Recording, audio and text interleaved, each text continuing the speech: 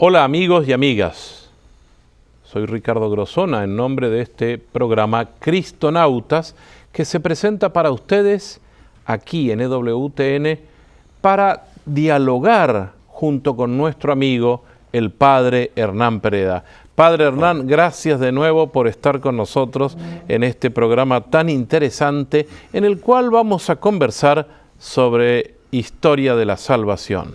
La gratitud es mía de que el Señor haya hecho posible que estemos aquí con tanta gente que nos acompaña. Sí. Padre Hernán, en el programa anterior que habíamos hablado del principio, vamos a hacer como una síntesis de esto, que la narración del Génesis era un salmo en el que llevaba la gran liturgia del día sábado, que era el día especial, y que tú nos dejaste con un sabor muy interesante. ¿Nos podrías recordar que somos hechos de Dios? A ver, que no me acuerdo muy bien, ¿cómo era? El ser humano ha sido creado a imagen y semejanza de Dios. Esto lo decimos de la boca para afuera, pero tiene unas connotaciones impresionantes. Son también nuestro problema, porque nobleza obliga. Y si somos parecidos a Dios, como se dice en nuestro país, agárrate Catalina, porque el asunto es muy serio y las consecuencias pueden ser muy graves. Pero Él nos quiso hacer no solo parecidos a Él, sino en Jesucristo, parientes de Él. Es decir, toda la Sagrada Escritura que tú tienes en tus manos, nos decías también que nosotros no estamos leyendo un libro. Esto no es un libro, Esto no es algo, esto es alguien. Hay alguna gente que algunas veces me ha dicho cómo me gustaría en casa tener el sagrario. Y yo le he dicho, no puedes tener, todas las casas no puedes estar el sagrario, pero puedes poner la Biblia allí a la entrada de tu casa como diciendo, aquí creemos lo que aquí está contenido. Bueno, en el programa anterior hablábamos de creer en Dios. ¿Basta creer en Dios? No basta creer en Dios. Y esto nos pone ante la nueva etapa. Pero déjame decir una cosa. Tener la Biblia en mano es estar con alguien. Ponerse a leer algo es escuchar a alguien que nos está hablando y que está presente. Y a mí me encantaría que estos programas sean sobre todo un rato de oración. Un rato de oración, un momento de oración. Amigos, amigas, nosotros nos estamos dirigiendo a ustedes principalmente porque queremos ayudar en estos procesos tan importantes de nuestra vida que es hacer oración. Y una de las cosas que nosotros vamos a hablar hoy es, mucha gente cree que la Biblia es un libro de historia. ¿Es así, padre? ¿La Biblia es un libro de historia? Sí, pero no es principalmente un libro de historia. ¿Por qué? Porque es el encuentro con alguien. Hay una cosa que hay que decir. Ya empezamos la vez anterior con el principio. Cuando terminemos nuestra serie terminaremos con el fin. Es decir, que aquí está la historia de toda la humanidad, del principio al fin. Por lo tanto, está nuestra vida escrita aquí. Está tu vida escrita aquí. De modo que abrir la Biblia es encontrarte con tu vida. De ahí que mucho más que historia, es un libro tuyo. Es un libro sobre la realidad humana y la realidad de Dios. Un amigo sacerdote nos decía que había recibido una carta donde le decía: yo no soy el que lee la Biblia, ahora es la Biblia la que me lee a mí. ¿Esa frase se puede aplicar? Perfecto, claro.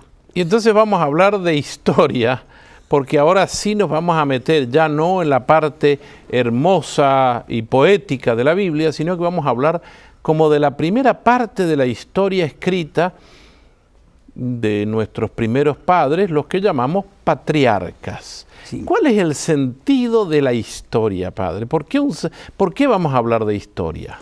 Bueno, ante todo, el concepto de historia que nosotros tenemos no es exactamente el que tenían ellos. ¿Por qué? Nosotros hoy en día la historia, por ejemplo, la concebimos desde un punto de vista cronológico. Ellos la cronología no la conocían. porque no tenían papeles, no tenían diarios, no tenían periódicos donde estaba fijada la fecha. La visión cronológica aparece a partir del momento en que están escritas ciertas cosas con sus fechas. Y entonces, historia sí, pero mucho más importante que las fechas es la importancia de los hechos. Y aquí partimos de la historia de un hecho fundamental. Dios que habla con el hombre y el hombre que responde a Dios. La humanidad que habla con Dios, ¿no es cierto? Y el Dios que le responde al ser humano. Ahora bien, vamos a un hecho fundamental. Ya en la primera parte, que son los 11 primeros capítulos del Génesis, que nos quedó mucho para hablar en el programa anterior, pero tenemos que seguir, viene como un cambio abrupto en el capítulo 12 del Génesis, donde se narra la vida de un personaje muy curioso. ¿Quién es ese? Es el final del prólogo y empieza la historia. Es como cuando se ha escrito primero la primera gran visión de lo que va a ser toda la narración de la Biblia y ahora empezamos. Habría que decir que en realidad el primer capítulo empieza en el capítulo 12. La historia de los patriarcas, que dicho de otra forma, es el hecho de la revelación de Dios al hombre. A ver, padre, Dios que habla al hombre. ¿Podría explicarnos esta palabra? Porque revelación la hemos escuchado muchísimo, pero ¿qué significa revelación? Revelar es una palabra que significa literalmente quitar el velo. ¿Y el velo qué es? Es algo que se interpone. Y que ante todo, la primera cosa que no entendemos es el sentido de la vida. Lo has mencionado antes. Y entonces el velo representaba en la antigüedad lo que llamaríamos hoy el teón del teatro.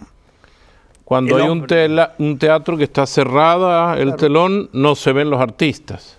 Ni siquiera se ve lo que llamaban los padres de la iglesia la escena de este mundo. Es decir, uno está delante de la historia como ante un telón cerrado, no sabe de qué se trata. Y entonces revelar es abrirse el telón.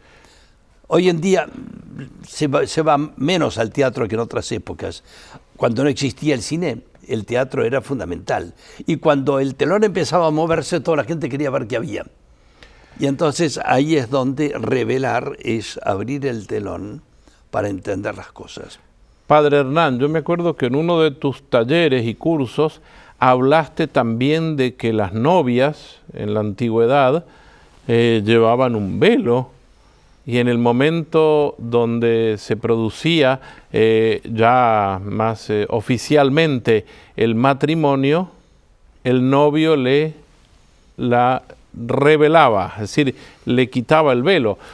Ese es el sentido más profundo de lo que apenas empecé a insinuar cuando hablaba del telón del teatro. Es decir, que la revelación, ¿qué es? Es un Dios que empieza a comunicarnos su intimidad. Dios que empieza a hablarnos de Él, a decirnos quién es Él, pero al mismo tiempo, quiénes somos nosotros. Porque fundamentalmente lo que empezamos a ver es que la Biblia es el libro no solo de Dios, sino también el libro de la existencia humana, del ser humano. Y esto es capital. De ahí que cuando abrimos la Biblia, lo decíamos hace un momento, aquí está escrita tu vida. No solamente yo leo la Biblia, sino que la Biblia es como un espejo donde me tengo que encontrar. A veces necesito investigar un poco para encontrarme, pero esto es en definitiva el gran desafío, el gran reto, la gran atracción que este libro provoca en aquellos cuando empiezan a enterarse. Claro, entonces sí. No basta lo que mucha gente cree y dice, leer la Biblia de principio a final, de corrido casi de un solo respirón y empezar en el Génesis y terminar en el Apocalipsis de corrido. ¿Eso qué significa? Horrible, horrible. Eso no hay que hacerlo nunca. No, en fin, sí, los monjes lo hacían, bueno, y lo pero hacían no de con corrida, mucho mérito. Sí. Sí, lo hacían también de corrido. Y bueno, pero en realidad la Biblia no es un libro, es una biblioteca. Y como ocurre en las bibliotecas, los libros se los va clasificando según un cierto orden. Y si se fijan ustedes, la lista de los libros en el índice de las Biblias no siempre siguen el mismo orden, porque hay algunos libros que se los puede considerar sapienciales, un tipo de género literario, y otros son históricos. Unos dicen que unos sapienciales son también históricos y otros dicen que son además proféticos. Y entonces, en esta Biblia que es biblioteca, hay que empezar por leer las cosas principales. Y sin duda que lo principal son los evangelios. Pero necesitamos saberlo de antes, también para ir releyendo el evangelio. Para la relectura del evangelio que tendremos más tarde, Sí. Tú nombras que Abraham, el primer personaje, y hablas de la primera revelación. ¿Qué importancia tiene Abraham, un personaje que vive 1850 años antes de Jesucristo, en nuestra vida cristiana? ¿Qué importancia tiene? La novedad de un Dios que habla al hombre y el hombre que responde a Dios. Y entonces aquí hay una diferencia fundamental con todo el mundo de las antiguas creencias en Dios. Los antiguos creían que existían los dioses y en algún caso el Dios único que se dio entre los egipcios. Hubo alguna especie de manifestación de un monoteísmo y se dio también en otros pueblos. Pero la novedad, ¿dónde está? En un Dios que habla y que por lo tanto no se trata solamente de creer que Dios existe. Que Dios existe cree mucha gente, pero la novedad está no solo en creer en Dios, sino creer a Dios que habla. Y ahí está la revelación. Y esto sí que es fundamental. La revelación entonces es no solo creer que Dios habla, sino que Dios me habla. Eso es decir, y que Dios se está dirigiendo a mí, se está dirigiendo a cada uno de nosotros como un Dios que está hablando para nosotros y que nosotros evidentemente necesitamos una respuesta, que va a ser la oración, que va a ser la reflexión y el cambio de vida, obviamente, cuando sea necesario hacer ajustes en nuestra vida. Es decir, que si Dios me habla, yo tengo que querer decir en lo que me dice. Porque ¿qué diferencia hay? Mucha gente cree que Dios está allí atrás de las nubes, muy alto, muy arriba, y que no le importa lo más mínimo la vida del hombre. Así es como creía Aristóteles. Y decía que el mundo le había salido mal a Dios y que por eso era como un aborto y lo abandonó. Y así explicaba el problema del mal. La mala explicación de la libertad del mal era que le salió mal, que el hombre le salió mal, y entonces no había ninguna salida. En cambio, cuando Dios nos habla, nos dice, hay salida, hay esperanza. Y creer a eso es empezar. A ver, tú estás nombrando algo que es interesantísimo. Abraham está creyendo a Dios, cree en Dios. Ahora la novedad es que Dios le habla, pero Abraham tenía un problema, no tenía esperanza por una cuestión de descendencia. ¿Cuál es la relación de promesa que hay con Abraham por parte de Dios? Y obviamente para nosotros también, ¿qué es lo que nos puede servir? Bueno, aquí hay una cosa de esas que son bloques. A mí me gusta mucho decir que Dios, cuando nos habla en la Biblia, ¿sabes qué hace? Suelta pájaros. Suelta pájaros, ¿por qué? Y los pájaros van a anidar a distintos lugares. Y van anidando en algunos corazones que van entendiendo mejor que otros las cosas. Abraham vio que el pájaro divino se había anidado en su corazón y que le estaba hablando. Otros pájaros no tuvieron respuesta. No sabemos si hubo otras personas a quien Dios les quiso hablar, pero como no le contestaron, no sabemos nada de ellos. La novedad es Abraham, que le está contestando a Dios, que le está diciendo, y que entonces lo va a invitar a un cambio de vida. A mí me parece interesantísimo esto, porque Abraham vivía en una ciudad y Dios le pide otra cosa. ¿Qué implica para Abraham ese cambio que él tiene que hacer? Dejarlo todo por Dios. Y aquí es donde el Señor muchísimas veces nos presenta caminos insondables. ¿Qué le pasaba a Abraham? Vivía rodeado de gente, su misma familia, que eran idólatras y que creían en los monigotes que ellos se hacían de barro. Y entonces le decía, eso es falso. Un día el Señor le habló y le dijo, deja tu parentela y tu familia, vete, porque en esta tierra no te vas a poder encontrar. Yo te mostraré otro lugar donde serás libre, donde podrás allí empezar a establecer un diálogo conmigo y yo te prometo. Aquí vuelvo a la palabra que tú me habías insinuado antes. ¿Qué hace Dios cuando le habla? Le promete. A ver, y esa promesa, porque esto es muy interesante, mucha gente hoy, tal vez la mala costumbre nuestra de vivir en estos tiempos, yo te prometo que si te portas bien vas a recibir tal cosa y después nunca la recibimos. A lo mejor estamos mal acostumbrados a que las promesas no se cumplen, pero ¿cuál es la verdadera promesa, la gran promesa que está relacionada obviamente con nosotros los cristianos? Y bueno, evidentemente con todo el pueblo está relacionada para darnos a nosotros una nueva visión, porque Abraham está abriendo como paternidad una nueva etapa en la historia de la humanidad.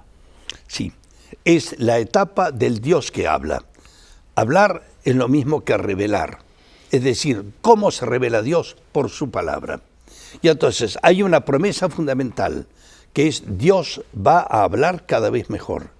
Y lo que en un momento dado empieza a ser algunas promesas, que es la palabra original de la palabra palabra. La palabra palabra es una abstracción. Cuando ellos decían Dios nos habló, decían Dios nos prometió. Pero la promesa fundamental es que vendrá alguien que hablará de un modo total. Y esa es una promesa de Jesucristo. Pero antes habrá las pequeñas promesas, las promesas preparatorias. Y entonces, ¿qué le promete? Una descendencia. ¿Te acuerdas que hablando del Génesis, que se hablaba de la descendencia de la mujer? Sí. Esta descendencia de la mujer es que a Abraham se le promete una descendencia, que es todo el pueblo hebreo. No obstante, hay en el fondo la promesa de alguien por excelencia, que es Jesucristo. Pero y con el que nosotros, evidentemente, queremos, a partir de estos programas, ayudarnos y ayudarles a ustedes a encontrarnos de una manera orante, porque la Biblia no es para tenerla en casa abierta ni para creer simplemente en Dios, sino para orar con la Sagrada Escritura. Y aquí viene este momento, esa famosa teofanía que se llama, es decir, ese encuentro de esta palabra que se dirige, esta promesa, a Abraham, y Abraham cree. A partir de este creer empieza la descendencia. Bueno, empieza por dejar su tierra, empieza por meterse en un nuevo concepto de la existencia humana. Ahora, Dios empieza por prometerle abundancia de descendencia, decíamos, pero tan grande que no se puede contar, como no se pueden contar las estrellas del cielo, ni cuántos son los granos de arena que hay al borde de la playa marina. Después le anuncia también riqueza y abundancia, y eso lo pone a él en marcha. Estamos hablando de un ser primitivo. Si nos encontrásemos hoy en día con Abraham, si pudiésemos despertarnos, quizá Abraham no nos causaría muy buena impresión. Era un beduino, era un nómada, era un caminante, era un hombre que lo único que tenía eran unas ovejas y su familia. Y en su descendencia él veía todo. Pero también en este Abraham hay una serie de cosas que ponen la humanidad en marcha. Y esa descendencia y esas riquezas, que son también abundancia de bienes, va unido a la promesa de una tierra que será suya. Y aquí es un tema muy, muy amplio, sobre el cual volveremos a hablar para explicar mejor algunas cosas fundamentales. Y la descendencia se cumple en uno de sus hijos, porque él ha tenido un hijo previo con la esclava de su esposa, porque sí, parecía que su esposa era estéril, y entonces era como una gran maldición para ellos, porque sí, no tenían nadie que se acordara después de ellos. Pero la promesa se cumple en Isaac. Eso es. Isaac, el hijo de la risa, eso se llama, porque cuando el Señor finalmente, siendo él anciano y anciana su mujer, le promete un hijo. Y a la madre que estaba del otro lado de la tienda escuchando, cuando dijo que tendría un hijo, lanzó una carcajada. Y entonces le dirán los ángeles, que eran los mensajeros de Dios, que era en realidad una insinuación de Dios Trino, le dice, ¿te has reído? No, no me he reído. Sí, te has reído. Dentro de un año vendré y tendréis un hijo. Y ese hijo es justamente el que probará todavía la fe de Abraham cuando parece que se le pide que lo sacrifique a ese hijo. Este sacrificio, que me parece que es muy importante, en el pueblo de Israel todavía no está conformado, pero él es el padre del pueblo de Israel, Abraham. ¿Por qué un sacrificio humano? ¿Era común eso, hacer eso? Totalmente común. En realidad, en la novedad y en la auténtica tradición, incluso la hebrea, la novedad del sacrificio de Abraham es un Dios que se impide que se sacrifique un hijo. Porque era común de que todos los padres sacrificaban a sus hijos. La diferencia está que en el caso de Abraham se le había dicho que en ese hijo él sería bendecido. Y ahora se le pide que lo mate. Y ahí es donde otra vez Abraham cree contra toda esperanza, dice incluso San Pablo. Contra toda esperanza. Y en esta capacidad de creer contra lo que está viendo, es donde Abraham va apareciendo como el gran hombre de la fe, que va más allá de lo comprensible. Y el sacrificio, Padre Hernán, el sacrificio de Isaac, ¿tiene alguna relación con Jesús el Cristo? Total. ¿Cuál es esa relación? Y la relación fundamentalmente es que, del mismo modo como Abraham está dispuesto a sacrificar al hijo, también Dios mismo nos dará su propio hijo. Y ahí es donde nos encontramos ante lo que se llama en el Antiguo Testamento los prototipos. Pero que nos quede claro, a pesar de todo, que la novedad de la fe de Abraham es que rompe los esquemas antiguos. E inicialmente no se quiere que se sacrifique ese hijo. Cuando lleguemos a hablar de Jesús explicaremos que lo que pide Dios a Jesús es amar hasta el extremo, como dice San Juan. La muerte es una consecuencia intermedia, aunque este es un tema muy delicado que exigirá quizás ir más allá de este programa, porque son cosas tan sublimes y tan misteriosas. Hay tanto que aprender de todo esto, que también a nosotros se nos rompen algunos esquemas cuando seguimos profundizando en la Biblia. Y yo diría, ojalá con nuestro acompañamiento se nos vayan rompiendo algunos esquemas sobre el concepto de Dios. Padre, tengo que por motivos de tiempo vamos a saltarnos un personaje que es los hijos de Isaac, para pasar a uno de sus nietos, que es José, porque tendríamos que hablar de Israel, o Jacobo o Israel, sí. Pero yo quiero llegar a José, que ha sido vendido por sus hermanos. Sí. No puedo no decirte que tenemos que mencionar a Jacob o Israel, sí, porque es el padre de las 12 tribus. Es donde se empieza a organizar el pueblo de Israel como tal. Pero la historia de José es una historia de una providencia y una de las historias más hermosas del Antiguo Testamento, en donde un hijo que es preferido, porque era hijo de la mujer más amada de Abraham, de Jacob, es vendido por sus hermanos como esclavo. Y aquel que es vendido por sus hermanos despreciado, termina por convertirse en el salvador de todos.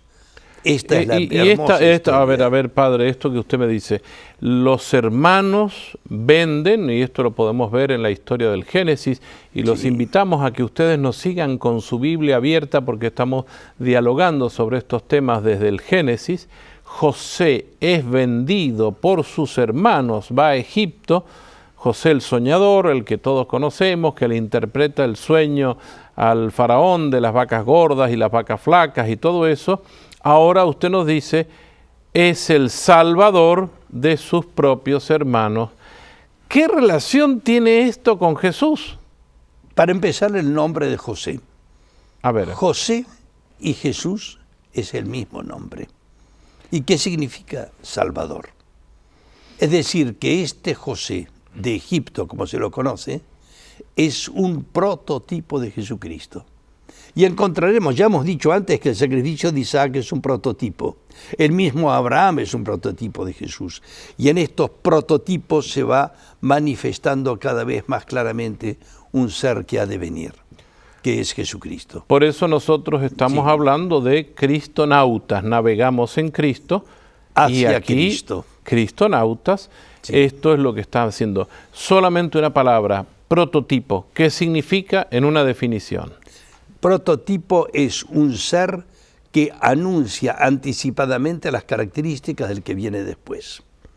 Es como la maqueta, como el proyecto, como la manifestación de alguien más completo que vendrá después. Bueno, en el próximo programa esto lo tendremos más en cuenta. Vamos a hablar un poquito más de este tema, pero ustedes se dan cuenta que esto es impensablemente interesante para nuestra vida. Yo te invito a que hagas oración y que busques en tus tabletas o en tus teléfonos la aplicación Cristonautas y el número 1, o que te dirijas a la página web que está en pantalla o al correo electrónico para que podamos hacer con ustedes un conversatorio más largo.